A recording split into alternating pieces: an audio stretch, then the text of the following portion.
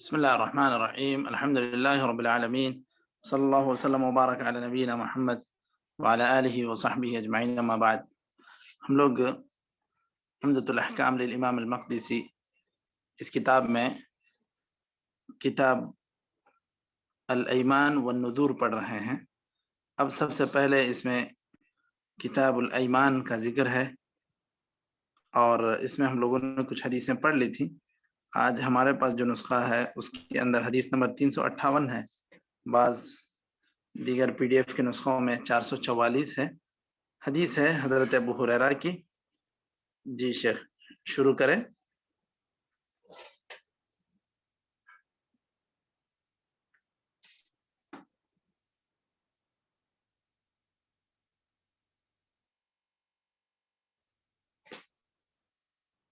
جی آپ کا مائک آن نہیں ہو رہا ہے. بسم الله الرحمن الرحيم. عن أبي هريرة رضي الله عنه عن النبي صلى الله عليه وسلم قال قال سليمان بن داود عليهما السلام لأتوفن الليلة على 90 امرأة تلد كل امرأة منهن غلاما يقاتل في سبيل الله فقيل له قل إن شاء الله فلم يقل فطاف بهن فلم تلد منهن إلا امرأة واحدة نصف إنسان. قال فقال رسول الله صلى الله عليه وسلم لو قال إن شاء الله لم يحنث وكان ذلك دركا لحاجته. قوله قيل له قل إن شاء الله يعني قال له الملك. عن عبد الله بن مسعود رضي الله عنه قال قال رسول الله صلى الله عليه وسلم من حلف على يمين صبر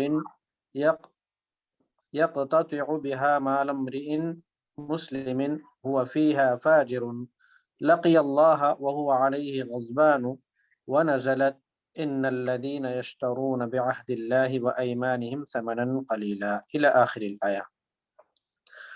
عن الأشعث بن قيس رضي الله عنه قال كان بيني وبين رجل خصومة في بئر فاختصمنا إلى رسول الله صلى الله عليه وسلم فقال رسول الله صلى الله عليه وسلم شاهداك أو يمينه قلت إذن يحلف ولا يبالي فقال رسول الله صلى الله عليه وسلم من حلف على يمين صبر يقتطع بها مال امرئ مسلم هو فيها فاجر لقي الله وهو عليه غضبان. کافی ہے شیخ یا اور پڑھیں؟ ٹھیک ہے، کافی. چلیے. بسم اللہ الرحمن الرحیم. الحمد للہ رب العالمین، صلی اللہ وسلم وبارک علی نبینا محمد وعلی آلہ وصحبہ اجمعین. اما بعد، ہم لوگ عمدۃ الاحکام للامام المقدسی اس کتاب میں باب الایمان، کتاب الایمان والنذور پڑھ رہے ہیں.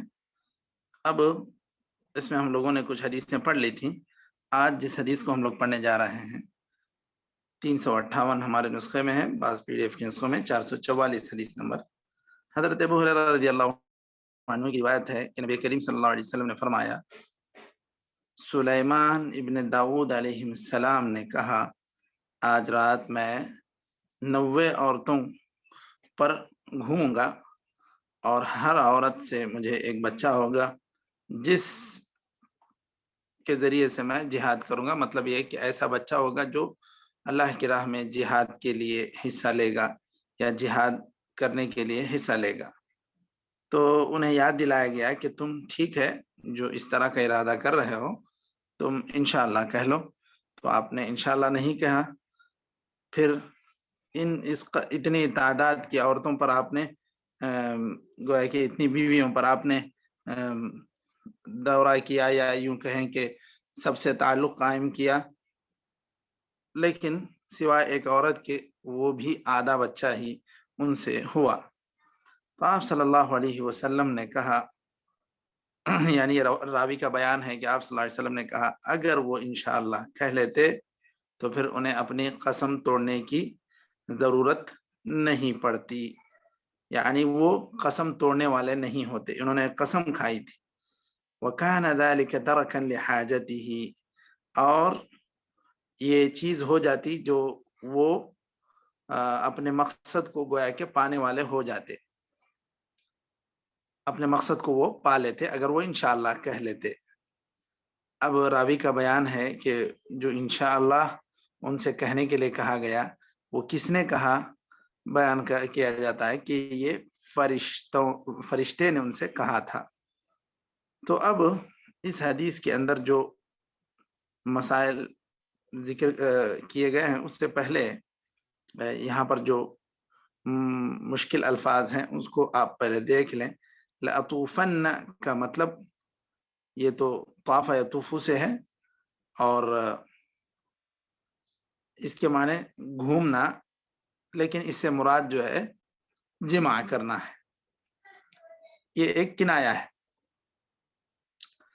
और उसके बाद दरकन लिहाजतिही, अदरक से ये इसमें मसदर है दरकन, अदरक युद्रिकु इदराकन व दरकन, और मुराद इससे क्या है, किसी भी चीज को पा लेना। तो अपनी जरूरत को गोया के ये पा लेते हजरत सुलेमान अलैहिस्सलाम। उसके बाद अल मलक, ये तो फरिश्ते को कहते हैं, जमा है अल मलाइका। ये हो गए इस हदीस के बाज मुश्किल अल्फाज। दरकन पाना, अदरका युद्रिकु से। अब इस हदीस के अंदर जो मसाइल मुस्तंबत हो रहे हैं उसको हम लोग देख लेते हैं।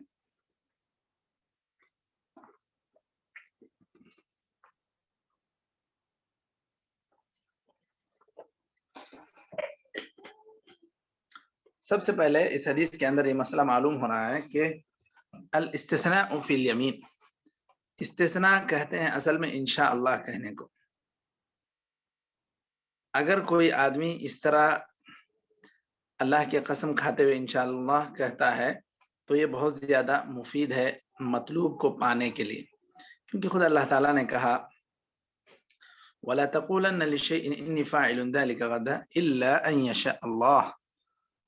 तो अल्लाह ताला की मशीयत से उस चीज को मरबूत कर देना, ये अपने मकसद को पाने के लिए बहुत ज्यादा मुफीद है। इसी को कहते हैं अल इस्तिस्ना। तो मतलब ये कि मैं सिर्फ चाहूंगा तो ये काम नहीं होगा, अगर अल्लाह चाहेगा तो होगा, इस तरह इस्तिस्ना कर देना। उसके बाद अगर कोई आदमी ये कहता है कि मैं अगर कामयाब हो जाऊं तो इंशाअल्लाह मैं एक मिस्कीन को खाना खिलाऊंगा, अगर कोई आदमी इस तरह कहता है इंशाअल्लाह, अब वो कामयाब हो गया तो अब उसे खिलाना पड़ेगा या नहीं खिलाना पड़ेगा मशाइख?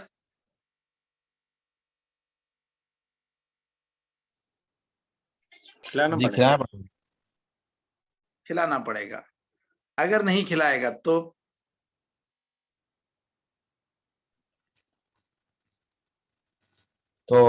कफ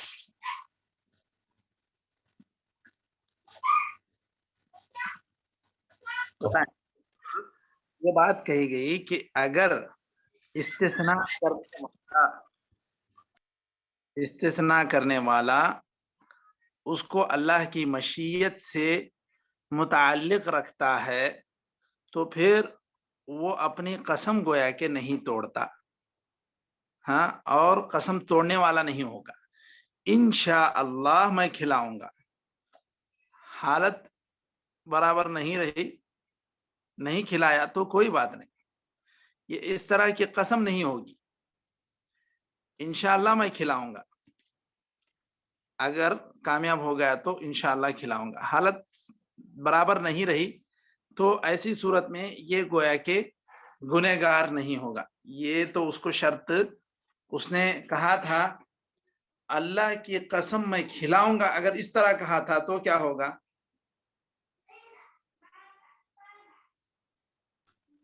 قسم پورا کرنا پڑتا ہے. ہاں یہ ہو جائے گی قسم. صرف انشاءاللہ کھلاؤں گا, چھٹی سے آؤں گا تو انشاءاللہ آپ کو پارٹی دوں گا. چھٹی سے آئے پارٹی نہیں دیے تو کیا ہوگا؟ وعدہ خلاف.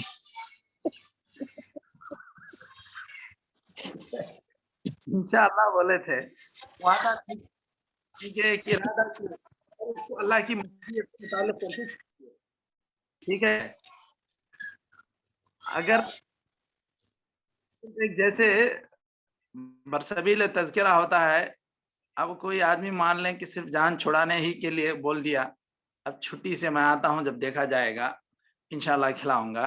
چھٹی سے آئے پھر بھی نہیں کھلائے, نہیں پارٹی دیے, نہیں کچھ کیے, تو یہ کوئی قسم بھی نہیں تھی کہ جس کی وجہ سے ان کو کچھ گناہ ہوگا اور ان کو قسم توڑنے والا کہا جائے گا. ایسی بات نہیں. انہوں نے کہا تھا انشاءاللہ, اگر ہوگا, ممکن ہوگا تو کھلاؤں گا, اس طرح کی بات ہے. ان کو کچھ حالات ساتھ نہیں دیے, انہیں کھلائے, نہیں پورا کیے, تو پھر کوئی بات نہیں. لیکن اگر وہ یہ کہتے ہیں واللہ میں اللہ کی قسم میں کھلاؤں گا, تو پھر یا تو کھلانا ہے یا نہیں کھلائے تو 3 دن 2 روزے رکھنا ہے. سمجھ گئے؟ جی جی شیخ. کوئی آدمی انشاءاللہ کہا تھا تو کیا وہ کرے گا؟ نہیں, اس کے لیے نہیں روزہ. کیوں؟ وہ قسم نہیں ہوئی نا. وہی فرق ہے انشاءاللہ کہنے والے میں اور انشاءاللہ نہیں کہنے والے میں. ایک آدمی جو مطلق قسم کھا چکا ہے, وہ قسم اس کو پورا کرنا ہی کرنا ہے. پورا نہیں کیا تو قسم کا کفارہ ادا کرنا ہے. انشاءاللہ کہنے والا کوئی قسم نہیں کھایا ہے. انشاءاللہ کہنے والا ایک ارادہ ظاہر کر کے اس کو اللہ کی مشیت پر معلق کر کے چھوڑ دیا ہے. ٹھیک ہے, تو اس طرح اگر کوئی آدمی کرتا ہے تو وہ حانث نہیں کہلائے گا, یا قسم توڑنے والا نہیں کہلائے گا, اگر وہ انشاءاللہ کہتا ہے. اب دیکھیے اس حدیث کے اندر ایک بات اور بھی ہے کہ اللہ تعالیٰ نے اپنے ایک نبی کو ایک تنبیہ کی, گویا کہ اگر تم بھی کوئی ایسا کام کرتے ہو اور اس کو اللہ کی مشیت سے متعلق نہیں کرتے, تو یہ اللہ تعالیٰ کی قدرت کاملہ ہے کہ وہ جو چاہتا ہے کرتا ہے, جو نہیں چاہے گا وہ صرف نبی کے چاہنے سے نہیں ہوگا. دیکھیے اب نبی نے جو ارادہ کیا تھا کہ میں اس طرح ملوں گا اتنی عورتوں سے, اور ان سے جو اولاد ہوگی میں ان کے ذریعے جہاد کروں گا, لیکن یہ کام تو پورا ہوا نہیں. تو اب یہاں اللہ تعالیٰ گویا کہ اپنے نبی کو بھی, سلیمان علیہ السلام سے عظیم نبی کو تنبیہ کر رہا ہے کہ صرف آپ کے چاہنے پر یہ کام ہو نہیں سکتا جب تک کہ اللہ نہ چاہے. تو اس حدیث سے ایک بات اور بھی یہ معلوم ہوتی ہے کہ انبیاء کی جو عادتیں ہوتی ہیں وہ ان کی نیتوں کی وجہ سے گویا کہ عبادتوں میں تبدیل ہو جاتی. یوں تو اپنے بیوی سے تعلق قائم کرنا یہ ایک عادت ہے انسان کی. اب صرف اس کو نبی جو ہے اس ارادے سے نہیں کہ بس یہ ایک عادت ہے, یہ ایک اللہ تعالیٰ کی طرف سے جائز کردہ چیز ہے, اس طرح سے ارادہ کر کے نہیں, اس کے ذریعے یہ ارادہ کرتا ہے نبی کہ میں اس اولاد کے ساتھ اللہ کی راہ میں جہاد کروں گا, یا یہ بچے میرے جہاد کریں گے. تو گویا کہ یہ نیت کی وجہ سے یہ عادت عبادت میں تبدیل ہو جاتی ہے.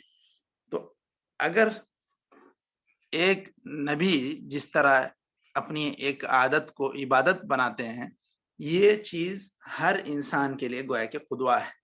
آپ صرف ایک عادتاً کوئی کام نہ کریں. نماز عادتاً پڑھنا نہیں ہے, یہ ایک دم بالکل دل سے ہمارے عبادت کا تصور ہمارے ذہن میں ہو. ایسے ہی عادتاً کوئی کام نہ کریں. روزہ رکھ رہے ہیں تو یہ بھی استشعار ہو, من صام رمضان ایمانا واحتسابا, ایمان کے ساتھ، یقین کے ساتھ اور اجر کی نیت سے رکھے۔ یوں سب لوگ رکھ رہے ہیں رکھ لیے، ایسی بات نہیں۔ کوئی بھی کام آدمی اس عادت کو عبادت کی نیت سے کرے تو یہ ایک عادت بھی عبادت میں تبدیل ہو جاتی ہے۔ اور اس کے بعد یہاں پر یہ چیز بھی معلوم ہوتی ہے کہ اگر اللہ تعالی چاہے تو بڑے بڑے انبیاء کو بھی اپنی قدرت کاملہ دکھا سکتا ہے، ان کی مرضی کے خلاف کر کے اللہ تعالیٰ دکھائے گا۔ یہاں پر ایک نبی نے گویا کہ ارادہ کیا، اللہ تعالیٰ نے اس ارادے کو پورا نہیں کیا، تو اس کا مطلب یہ کہ اللہ تعالیٰ ایسے کام کر کے دکھائے گا جس کے ذریعے سے یہ بات ثابت ہو جائے گی کہ اللہ تعالیٰ کے ملک میں، تدبیر میں، تصرفات میں کوئی شریک نہیں، نہ نبی نہ کوئی بزرگ، بلکہ صرف اللہ تعالیٰ ہی اپنے ملک میں اختیار رکھتا ہے، اور اللہ تعالیٰ اپنے سارے اختیارات کا تنہا مالک ہے۔ اچھا، اس کے بعد حدیث نمبر 359 آپ لوگوں کے پاس 445۔ شیخ سلیمان علیہ السلام کی نظر پوری نہیں ہوئی نا، تو وہ بھی کیا بھی کفارہ نہیں ادا کرے کیا شیخ؟ کیا اس وقت کفارہ وغیرہ نہیں تھا؟ نہیں، ان کی تو پوری ہوئی ہی نہیں۔ انہوں نے جو ارادہ کیا کہ میں ایسا کروں گا، آج رات ایسا کروں گا اور اس کے ذریعے سے اولاد ہوگی تو میں جہاد کروں گا، ہوئے ہی نہیں تو پھر کیا؟ کوئی چیز ہی نہیں۔ آپ اگر قسم بھی کھاتے ہیں تو اگر قسم پوری نہیں ہوئی تو کیا آپ کے اوپر کوئی چیز واجب ہوگی؟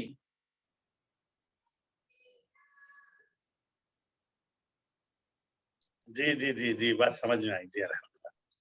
تو قسم ہی ان کی پوری نہیں۔ جی جی، اس کے بعد دیکھیے حدیث نمبر 359، حضرت عبداللہ بن مسعود رضی اللہ عنہ کی حدیث ہے۔ وہ فرماتے ہیں کہ نبی کریم صلی اللہ علیہ وسلم نے فرمایا، من حلف على يمين صبر يقتطع بها مال امرئ مسلم هو فيها فاجر لقي الله وهو عليه غضبان ونزلت ان الذين يشترون بعهد الله وايمانهم ثمنا قليلا۔ حضرت ابن مسعود رضی اللہ عنہ سے روایت ہے کہ نبی کریم صلی اللہ علیہ وسلم نے فرمایا، کوئی آدمی اس طرح جھوٹی قسم کھاتا ہے جس کے ذریعے سے وہ کسی مسلمان کا مال ہڑپ لیتا ہے، تو اللہ تعالیٰ سے اس حال میں ملے گا کہ اللہ تعالیٰ اس پر شدید غصہ ہوگا۔ اسی سلسلے میں آیت نازل بھی، یقیناً وہ لوگ جو اپنے اللہ کے عہد سے اور اپنے قسموں سے لوگوں کا مال خرید لیتے ہیں یا حاصل کر لیتے ہیں، یعنی ایمان سے مراد یہاں پر جھوٹی قسمیں، ان الذين يشترون بعهد الله وايمانهم ثمنا قليلا اولئك لا خلاق لهم في الاخره، ایسے لوگ ان کے لیے آخرت میں کوئی حصہ نہیں ہے۔ اور مزید ان کے اوپر وعید یہ آئی ہے، ثمنا قليلا اولئك لا خلاق لهم في الاخره ولا يكلمهم الله ولا ينظر اليهم يوم القيامه ولا يزكيهم، اس قدر اللہ تعالیٰ ان پر غصہ ہوگا۔ تو یہ جھوٹی قسم کھا کر کسی کا مال ہڑپ کرنے کا، اس کے اندر گویا کہ جو اللہ تعالیٰ کے غضب کا شکار ہونا ہے، اتنا بڑا گویا کہ یہ معاملہ ہے۔ اب اس کے اندر جو مشکل کلمات ہیں، یمین صبرن، صبر اصل کہتے ہیں الحبس کو، باندھنے کو۔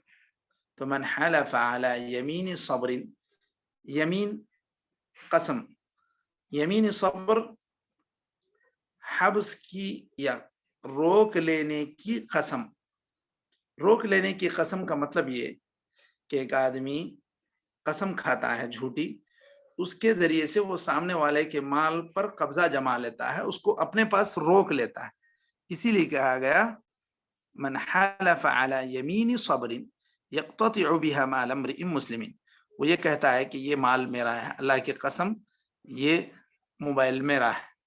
تو گویا کہ کسی مسلمان کا مال اس طرح جھوٹی قسم کھا کے وہ اپنے قبضے میں کر لیتا ہے. هو فیہا فاجر، یعنی اس قسم کے اندر، اس قسم کھانے میں وہ جھوٹا ہے. لقی اللہ وہو علیہ غضبان، تو ایسی حالت میں ملے گا اللہ سے کہ اللہ رب العزت اس پر غصہ ہوگا.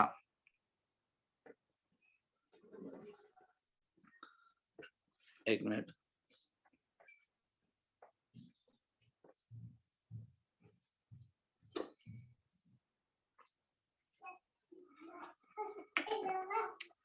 اور یہاں پر جو بات کہی گئی، اگر ایک آدمی کسی کا مال ناجائز طور پر قبضہ کر لیتا ہے تو اللہ رب العزت اس پر شدید غصہ ہوگا. یہ بات اس کے اندر ایک وعید کے طور پر کہی گئی ہے. تو اس سے یہ بات معلوم ہوتی ہے کہ کسی بھی مسلمان کا مال جھوٹی قسم کھا کر حاصل کرنا یہ کبیرہ گناہوں میں سے ایک ہے. تو الیمین الغموس یا جھوٹی قسمیں، الایمان الکاذبہ، ایسی قسم جس کے اندر انسان کسی اور کا مال ہڑپ کر لے، اسی کو یمین صبر کہا گیا. اور یہ کبیرہ گناہوں میں سے ایک گناہ ہے. اور اس کے بعد اس حدیث سے یہ بات بھی معلوم ہوتی ہے کہ ہوا فیہا فاجر، اس کے اندر یہ کہا گیا اگر ایک آدمی بھول کر قسم کھا لیا یا اس کو معلوم ہی نہیں کہ یہ چیز اس کی ہے یا نہیں، اس کو پوری طرح معلوم نہیں تھا، جاہل تھا، اسے لگا یہ موبائل تو بالکل میرے موبائل جیسا ہے، اسی لیے قسم کھا کے اس نے بتا دیا کہ یہ میرا ہی مال ہے یا میری ہی چیز ہے. تو وہ بعد میں اس کو پتا چلا کہ نہیں، اس کا بھی سیم ماڈل تھا، میرا بھی سیم ماڈل موبائل تھا. قسم کھا لیا وہ اس بنیاد پر کہ وہ بھول گیا تھا کہ اس کا بھی سیم کمپنی کا ہے، یا اس طرح کہ وہ جاہل تھا، اس کو پتا نہیں کہ وہ دوسرے آدمی کا بھی اس طرح کا موبائل ہے. تو اس طرح اگر غلطی سے یا بھول چوک کر کوئی آدمی قسم کھا لیتا ہے تو اس کو یہ نہیں کہا جائے گا کہ اس کو بھی یہی وعید ہوگی، یا اللہ تعالیٰ اس سے بھی ایسے ہی سخت غصے کے عالم میں ملے گا. کیونکہ وہ اس حدیث کے اندر جو بات کہی گئی ہوا فیہا فاجر، یعنی وہ اس کے اندر جھوٹا ہو. فاجر کس کو کہتے ہیں؟ بالکل جان بوجھ کر جو آدمی کر رہا ہے اسی کو کہیں گے کہ وہ فاجر ہے. جو آدمی بھول چک کر کیا یا غلطی سے مطلب جاہل ہو کر کیا تو ایسا آدمی فاجر نہیں کہلائے گا، کیونکہ وہ ناسی ہے یا پھر جاہل ہے. تو اس صورت میں یہ اتنے سخت سزا کے مستحق نہیں ہیں جو جاہل ہیں یا بھول گئے. تو اس طرح ناسی اور جاہل اس قدر سخت سزا کے مستحق نہیں ہوں گے، یعنی اللہ کے غضب کے وہ شکار نہیں ہوں گے. چلیے، اس کے اندر ایک اللہ تعالیٰ کی صفت بیان کی جا رہی ہے. کیا ہے مشائخ وہ صفت؟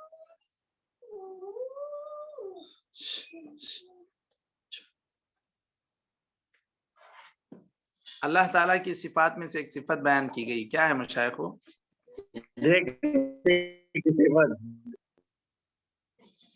لا ينظر إليك. جی، وہ تو آیت میں پوری طرح آخر میں وہ ذکر ہوا ہے. اللہ تعالیٰ کا غضب یعنی اللہ تعالیٰ غصہ بھی ہوتا ہے، یہ اللہ کی ایک صفت بیان کی گئی ہے. اور وہ جو مزید آپ کہہ رہے ہیں لا ينظر الیہم، آیت کے اندر وہ بھی ایک صفت بیان کی گئی کہ اللہ تعالیٰ ان کی طرف دیکھے گا بھی نہیں. تو نظر بھی یعنی دیکھنا بھی اللہ کی ایک صفت ہے، غصہ ہونا بھی ایک اللہ کی ایک صفت ہے.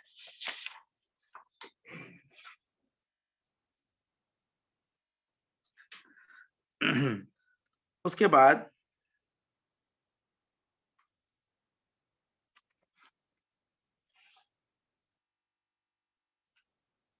اب ایک آدمی اگر اس طرح کوئی چیز لے لیتا ہے اور جھوٹی قسم کھا کے اس کے عوض کچھ بھی دنیا کا مال، جگہ، گاڑی، کوئی بھی چیز یہ اگر خرید لیتا ہے یا لے لیتا ہے تو گویا کہ یہ اللہ تعالیٰ کے غضب کا یہ آدمی شکار ہوگا، کیونکہ پوری طرح اس نے اللہ کو غصہ دلانے والا کام کیا ہے۔ یہ جھوٹ بول کر جس آدمی نے بھی اس طرح کا معاملہ کیا ہے یہ اللہ تعالیٰ کو غضب دلانے والا کام ہے۔ یہ کام سے یہ اس وقت تک پاک نہیں ہوگا جب تک کہ یہ اس بندے کا حق ادا کر کے پھر اللہ تعالیٰ سے توبہ اور تلافی نہ کر لے اس کی، کیونکہ اللہ تعالیٰ آخرت میں بھی اس کے ساتھ رحم و کرم کا معاملہ نہیں کرے گا اور اس کی طرف نظر رحمت سے نہیں دیکھے گا، تو یہ اس سے بڑا کوئی خسارہ نہیں ہے۔ تو اس طرح اس حدیث سے یہ بات معلوم ہوتی ہے کہ جھوٹی قسمیں کھا کر کسی کا بھی مال حاصل نہیں کرنا چاہیے۔ چلیے، تو یہاں تک یہ بات مکمل ہو گئی۔ مزید اس کے بعد ایک حدیث اور ہے جو تقریباً اسی معنی اور مفہوم کی ہے۔ حدیث نمبر 360 حضرت اشعث ابن قیس کی، کہ وہ بتلاتے ہیں کہ میرے اور ایک انسان کے درمیان ایک کنویں کے تعلق سے اختلاف تھا۔ ہم اللہ کے رسول صلی اللہ علیہ وسلم کے پاس پہنچے تو آپ صلی اللہ علیہ وسلم نے کہا کہ دیکھو، یا تو تم 2 گواہ لاؤ یا پھر وہ قسم کھائے گا۔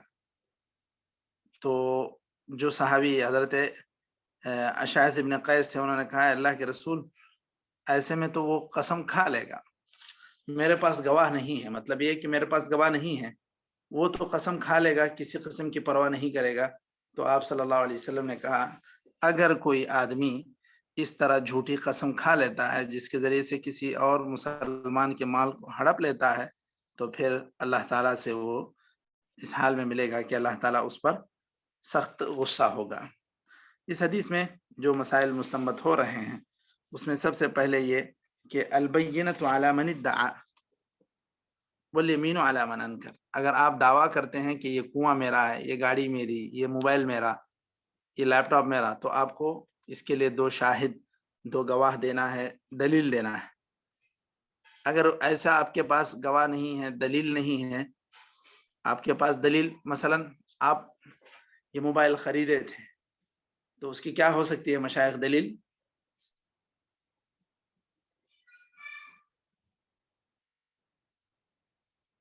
اس کی ریسیپٹ، اس کی جو پرچی ہے وہ دکھانا۔ جی، اس کی جو رسید ہے جو آپ نے خریدا تھا، اس کا فاتورہ، اس کی بل ہے، یہ آپ کی ایک دلیل ہے۔ تو یا تو یہ ہونا چاہیے، آپ کے پاس دلیل بھی نہیں ہے، آپ کے پاس گواہ بھی نہیں ہے، تو ایسی صورت میں پھر جو آدمی لیا ہے یا جس کے خلاف آپ دعویٰ دائر کیے ہیں وہ اگر قسم کھا کے کہتا ہے کہ نہیں یہ چیز میری ہی ہے، تو پھر ایسی صورت میں آپ کے پاس گواہ نہ ہونے کی وجہ سے، ریسیپٹ نہ ہونے کی وجہ سے آپ کے ہاتھ سے یہ موبائل جائے گا اس کے ہاتھ میں۔ لیکن اگر وہ جھوٹی قسم کھا کے اس کو حاصل کر لیا ہے تو پھر ایسی صورت میں اللہ تعالیٰ سے وہ اس حال میں ملے گا کہ اللہ تعالیٰ اس پر سخت غصہ ہوگا۔ اب ایسی صورت میں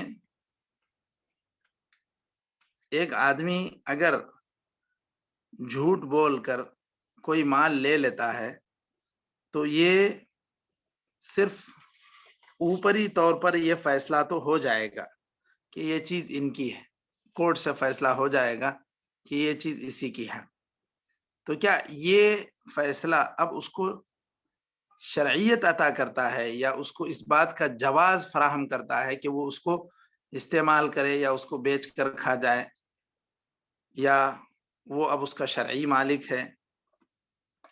کیا ہے مشائخ؟ کیس جیت لیے केस में वो चीज या वो जमीन या वो जायदाद भी जीत लिए, अब क्या ये चीज उसके लिए शरई तौर पर दुरुस्त हो जाएगी या नहीं?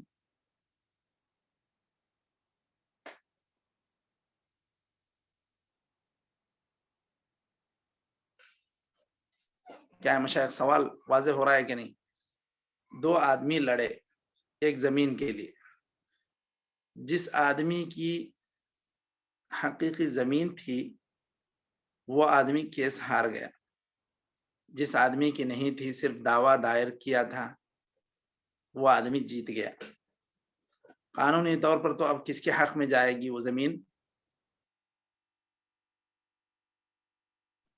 जिसकी नहीं थी उससे जिसकी नहीं थी उसके हक में चली जाएगी। तो मतलब कोर्ट ये फैसला करेगा कि ये जमीन उसी की है।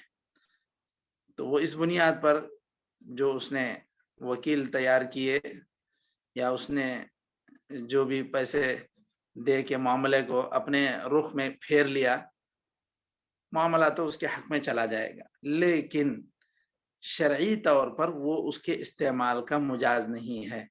केस जीत लेना इस बात की अलामत नहीं है कि ये अब आपकी शरई चीज है। कानूनी तौर पर मुल्क का कानून या उस इलाके का कानून आपको गर्चे के क्लीन चीट दे दिया है कि आप इसके मालिक हैं, अब आप इसमें तसरुफ कर सकते हैं, लेकिन शरई एतबार से अगर आप उसके सही तौर पर मालिक नहीं हैं तो आप उसको इस्तेमाल करने के मुजाज नहीं हैं। अल्लाह ताला के पास आपको पूछ होगी। ये जो हुक्म हाकिम है या काजी का जो फैसला है, सिर्फ ये बज़ाहिर ज़ाहिरी जो इख्तिलाफ था उसको दूर करता है, लेकिन जो मामला असल में हकीकत में है वो बाकी रहेगा। तो जब तक ये आदमी अगर केस जीत भी लिया, फिर जाकर उसको उसकी कीमत अदा करके उसको सही तौर पर राजी नहीं किया तो उसको इस्तेमाल करने का वो मुजाज नहीं है, उसको शरई तौर पर इजाजत नहीं है। क़यामत के दिन वो उसके ताल्लुक से उसको पूछा जाएगा।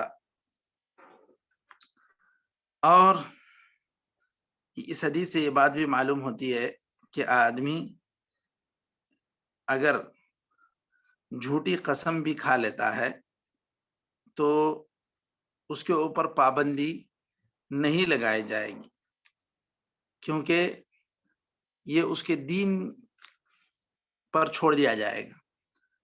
अब किसी ने केस जीतने के लिए इस तरह की झूठी कसम खा ली, अब बाद में पता चला कि ये झूठी कसम खाया था, तो ऐसा नहीं कहा जाएगा कि आइंदा से कसम नहीं खा सकता, आइंदा से इसको कसम खाने की इजाजत नहीं होगी, क्योंकि ये चीज पाबंदी लगाई नहीं जा सकती कसम के ताल्लुक से कि आदमी ने झूठी कसम खाई और इस वजह से आइंदा इसको कसम खाने के सिलसिले में पाबंदी है, ऐसी बात नहीं होगी। जो झूठी कसम खाए वो उसका गुनाह दुनिया में वो भी उठाएगा, आखिरत में भी उसकी सजा वो उठाएगा या सजा का मुस्तहिक होगा।